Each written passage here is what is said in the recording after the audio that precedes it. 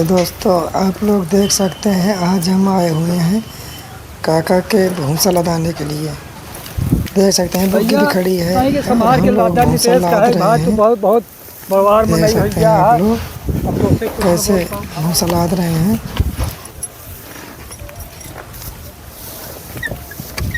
हिची कहाँ हिची बस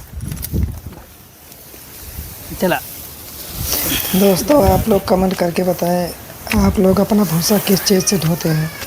हम लोगों की तरह बुग्गी से ढोते हैं या कि डाला से ढोते हैं। देख सकते हैं हम लोग भूसा लाद रहे हैं। भूसा लाद लिए हैं दोस्तों, देखिए भूसा लाद लिए हैं। अब इसको हम लोग बांधते हैं, क्योंकि इसको बांध रहे हैं दोस्तों। रस्सी की मदद से इसको बांध रहे हैं, देखिए।